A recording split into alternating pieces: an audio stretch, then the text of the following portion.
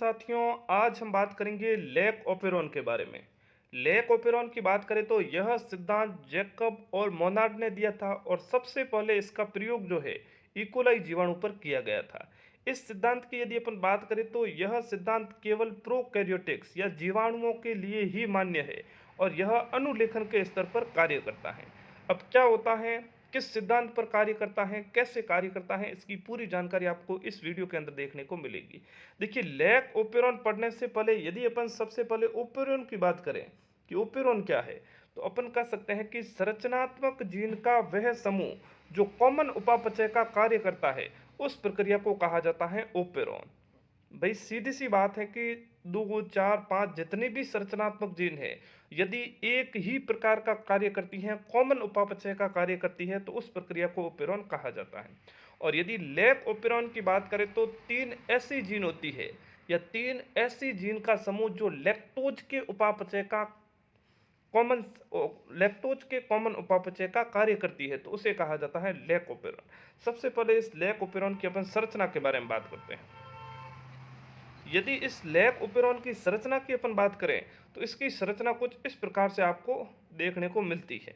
इस संरचना के अंदर यहाँ पर सबसे आगे पी का मतलब होता है प्रमोटर, आई का मतलब होता है नियामक जीन, ये पी और प्रमोटर, ओ का मतलब ऑपरेटर जीन, और ये तीन लेक जेड, लेक वाई और लेक ए जो है, ये तीनों संरचनात्मक जीन के अंतर्गत आते हैं।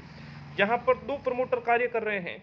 ये आगे वाला प्रमोटर जो है ये नियामक जीन के लिए है और पीछे वाला प्रमोटर है इस तीन संरचनात्मक जीन के लिए है। अब ये जो संरचनात्मक जीन है ये तीन तीन नई प्रोटीन का निर्माण करती है।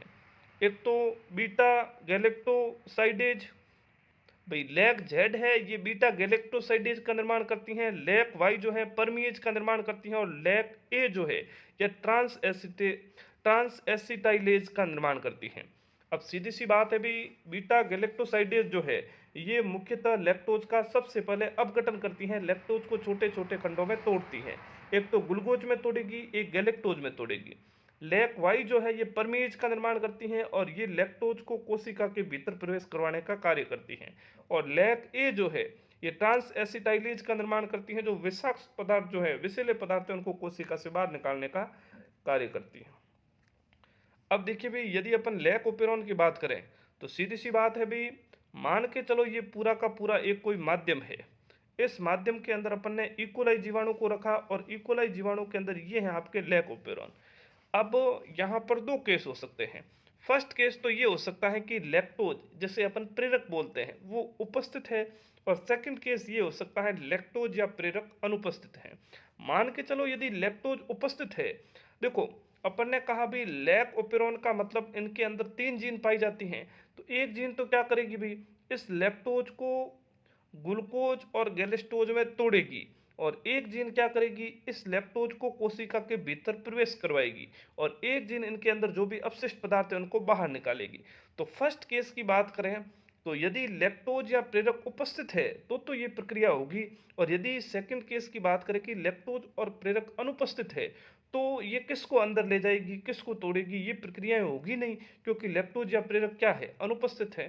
तो अपन कह सकते हैं भी लेक ओपेरॉन के दो केस हो सकते हैं, एक तो लैक्टोज या प्रेरक उपस्थित और एक होता है लैक्टोज या प्रेरक अनुपस्थित। तो देखिए, सबसे पहले अपन बात करते हैं लैक्टोज या प्रेरक अनुपस्थित। ठीक है भी, यदि लैक्टोज या प्रेरक अनुपस्थित होती है तो लेक ओपेरॉन की संरचना कैसी दिखती है भी, तो सबसे पहले यहाँ पर जो नियामक जीन है, ये नियामक जीन एक प्रोटीन का निर्माण करती है जिसे कहा जाता है दमनकारी प्रोटीन। अब यदि प्रेरक अनुपस्थित है तो ये दमनकारी प्रोटीन कहाँ पर जाएगी भी, ऑपरेटर के पास जाएगी और ऑपरेटर के चारों ओर एक संरचना का निर्माण कर देती है।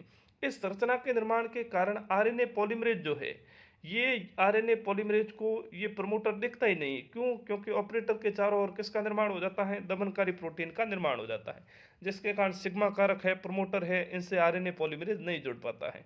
जब नहीं जुड़ पाता है तो इस तीनों जीनों के द्वारा अनुलेखन नहीं होगा, और जब अनुलेखन होता ही नहीं है तो ऐसे नियमन को कौन सा नियमन बोलते हैं, ऋणात्मक नियमन कहा जाता है। ठीक है भी, केस सेकंड है आपके पास प्रेरक या लैक्टोज उपस्थित हो। यदि लैक्टोज या प्रेरक उपस्थित होगा तो क्या होगा भी, तो ये आई जीन तो वापस किसका निर्माण करेगी, दमनकारी प्रोटीन का निर्माण करेगी। यदि लैक्टोज उपस्थित है तो ये दमनकारी प्रोटीन ऑपरेटर से नहीं जुड़ेगी, लैक्टोज से जुड़ेगी।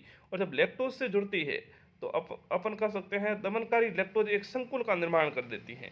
ठीक है, अब संकुल का निर्माण करती है तो अब ये आरएनए पॉलीमरेज जो है आराम से प्रमोटर से जुड़ जाएगा, क्योंकि ऑपरेटर पर दमनकारी जीन जुड़ी हुई नहीं है, अनुपस्थित है। तो ये आरएनए पॉलीमरेज प्रमोटर से जुड़ेगा और तीनों जीन जो है वो अनुलेखन दर्शाते हैं और बीटा गैलेक्टोसाइटेज, परमिएज और ट्रांस एसिटाइलेज का निर्माण कर देती है।